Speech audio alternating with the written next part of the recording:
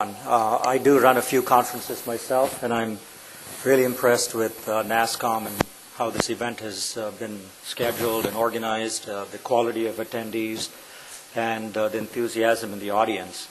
I'm going to bring, like Sharad said, a Silicon Valley perspective and maybe go off tangent a little bit. I'm not going to be selling Silicon Valley like others are selling Canada or selling Australia. I'm just going to sell money.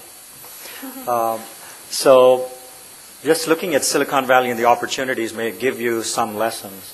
So the first thing I'm going to talk about is how did the software industry evolve?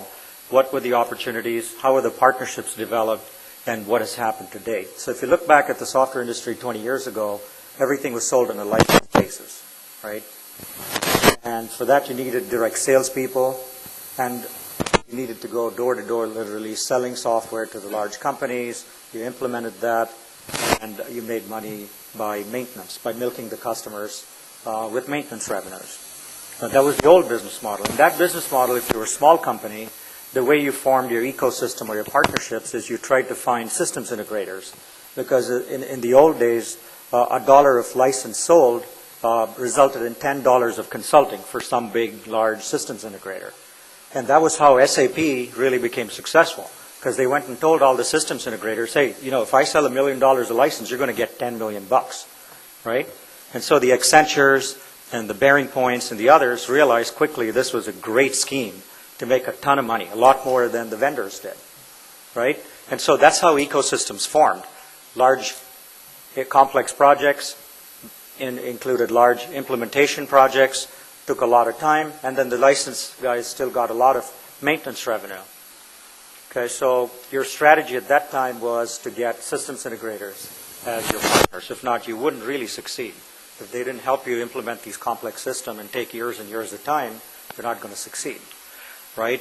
Then came the advent of software as a service, or on demand as it's called now, and open source. There have been all kinds of variants going all over the place. So now you kind of change your ecosystems. You no longer maybe need these large companies, systems integrators. You need the software companies themselves that have become very large. So today, if you're a software company, your partners need to equally be an Oracle or an SAP or a Microsoft, maybe a little less an Accenture or a Bearing Point or one of those companies. Because you're delivering your application on demand, you're not selling a license, the implementations are shorter.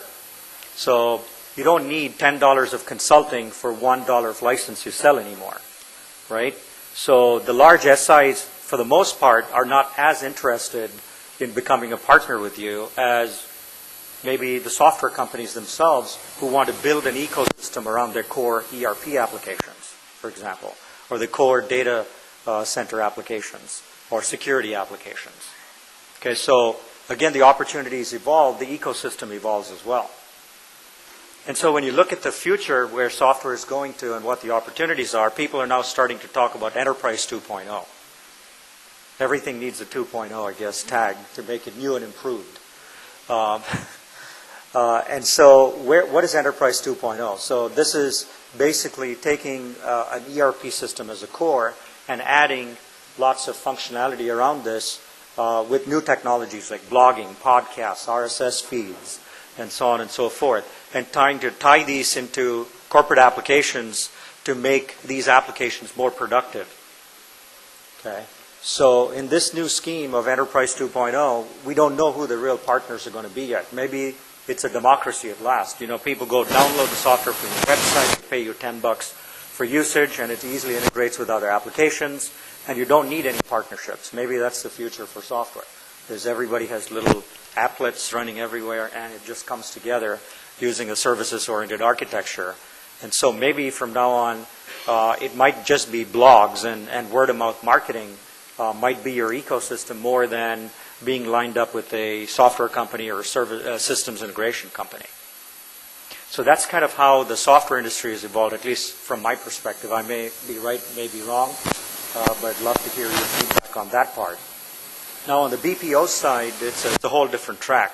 If you look at BPO 1.0, I think it was call centers, things like transcription, things of that sort. It's really simple stuff for the most part that was done on the telephone or, using a lot of people to do stuff, pretty much mundane work. And I think the way that people really, no one had an equal on their companies at that point in time. The way they got contracts was their cousin was in the U.S., and it so happened another cousin here in India had a little BPO. Okay, so most of the deals that we studied were people who knew people who gave deals to people in India, and that's pretty much how a lot of these contracts kind of got started in the old days.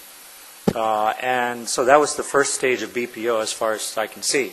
Now the second stage of BPO 2.0 is maybe going more to knowledge process outsourcing, as people are calling it. So doing more value add, moving up the food chain, and doing a lot more value for these customers.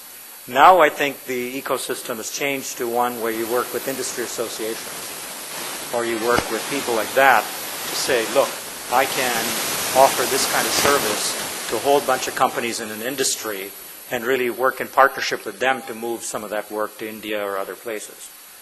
For example, I think Sharad mentioned Kale Consultants. I think they have a partnership going with the International Air Travel Association or something to say, look, we can do this for a whole bunch of your customers, of your members. Okay, that's kind of where it's going. But people again ask me, they say, can there be another billion-dollar software company or billion-dollar services provider? And yes, you can, because most pundits say there won't be another billion-dollar software company because Oracle is going to buy every company before they get to a billion, right? But I think there's a good chance of people actually creating large companies. And the way that's going to happen, I think, is the merger of both business process outsourcing and software. So let me paint a picture of what an opportunity might look like to create a very large company in the future. It's going to take something like taking a piece of software. Let's say there's a company that looks like an Ariba, which is a procurement company, right? Some of you might know it. And so they offer software that helps you purchase goods and services. So in this case, really your partnerships are really looking at companies where you can merge a software company, maybe with a BPO company, and actually create something that doesn't look, as they say in the U.S., like fish or fowl. It kind of looks somewhere in between. It might be a software company, it may be a services company, who cares, right? You're just, doing solutions for customers. So I think that's kind of my 5 minutes on where the industry is going. I'll save the rest of my time to answer questions later. Thank you.